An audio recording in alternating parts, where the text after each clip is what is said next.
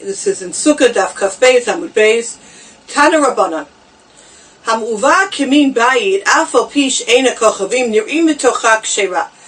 If you're having a sukkah that's going to be very thick, that it's always going to look like a house, even though the stars aren't seen through this, kshera, it's still a kosher sukkah. Ein kochavei chama nir'im mitocha. If you don't have the kochavei chama, which literally translated is the stars of the chama of the sun, Beit Shammai poslim, Beit Shammai says it's no good, Beit Hillel machshirim, and Beit Hillel says it's a good sukkah. Now obviously, we're speaking here about two types of stars. We're speaking about, in the beginning, about Afal Pish Eina Kochavim Nir'im Mitocha Kshera, what we call Kochavei Laila, the stars of the night. And the second part of the Gemara seems to be talking about Kochavei Chama, seems to be talking about stars of the day. So obviously we need to understand what are these stars of the day referring to, that Beit Shammai says it's no good and Beit Hillel says it is good. We need to, before we even begin our discussion, and we will see that this is the godless of learning, that what seems to be a technical discussion about stars, whether you see them or don't, stars of night, stars of the day, we'll see that a very fundamental aspect of Avodas Hashem is found in this Maimer Chazal. But before we even begin with the stars of the day, I'd like to make one ha'ara, which will be pertinent, as we will see, for our discussion about the stars of the night. We know this, we sit in our sukkah first night, we look up, and even though the Gemara says kshera, you don't need to see the stars, that's only b'diavad.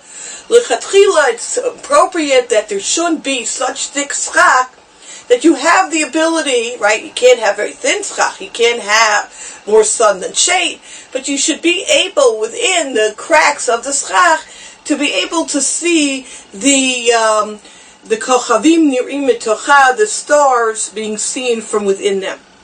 So obviously, al pi derech pshuta, we're talking about the stars of the heaven. The Lekach Valipa of Rav Shur teaches that this is a deeper message as well. And he says, B'Shulchan Aruch, source 2, Muval L'Halacha Divrei Yerushalmi B'Sukkah, Shetzarich HaTzchach Li'o B'Ofen Shiyu Kochavim Nir'im Mitocha. And he says, what does it mean, Nir'im Mitocha, seen from within it? And he says that Kochav, star, is really made up of a composite of two words. Kaf Vav, which is 26, and Kaf Bet, which is 22.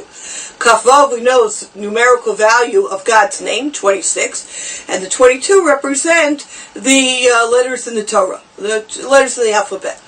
But we're known as the Am Skula, V'item Li Skula, the Skula, it's the goal, it's the vocalization of the three dots. You have Kucha Brichu, Hashem, that's the Kaf Vav.